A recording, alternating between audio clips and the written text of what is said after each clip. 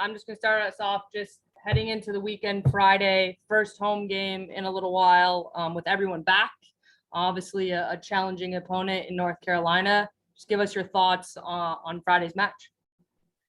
Yeah, we're looking forward to it. It's international windows are always fun to cheer on our players that are representing their countries, but to have them back and to reintegrate them in Louisville, give an opportunity to rest a little bit.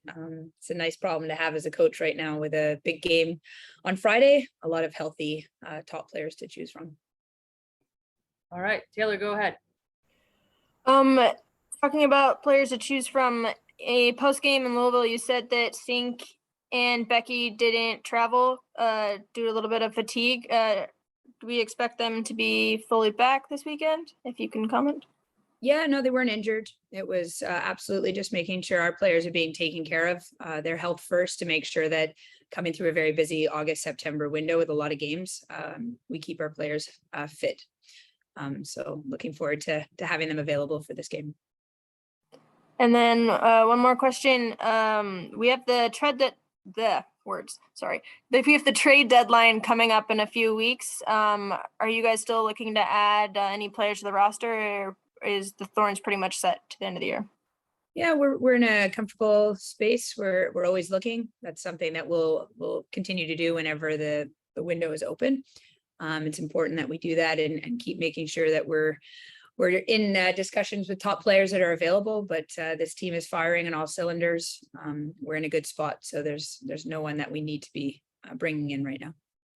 And then just a couple from me, and then I'll spring you loose. What has it been like reintegrating, all the international players since they've come back? Everyone's kind of on a different timeline, but what has that process been like over the last, week or so?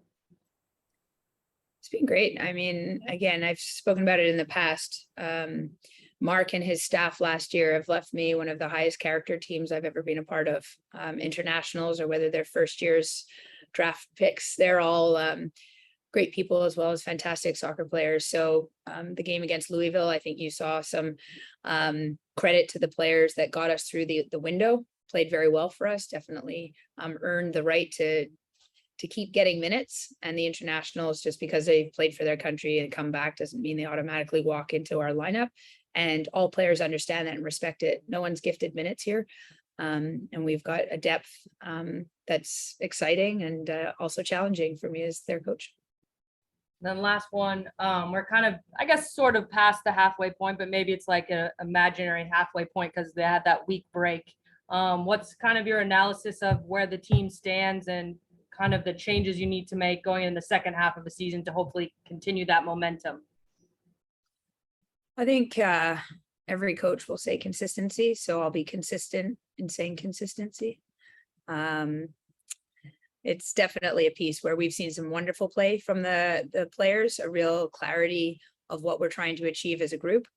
And then there's games where we get caught up in the energy of the opposition and we get caught up in playing a more transitional game that we can play, but I'd like to see more purposeful possession, and the team knows that they're working towards it. It's just continuing to push, especially our midfielders, to keep getting on the ball and dictate the tempo, to get as many opportunities as possible to play through our top level forwards. Our defenders have been fantastic. Goalkeeper's incredible. We've got to make sure we're continuing to do that no matter who the opposition is, week in, week out, a couple times a week sometimes.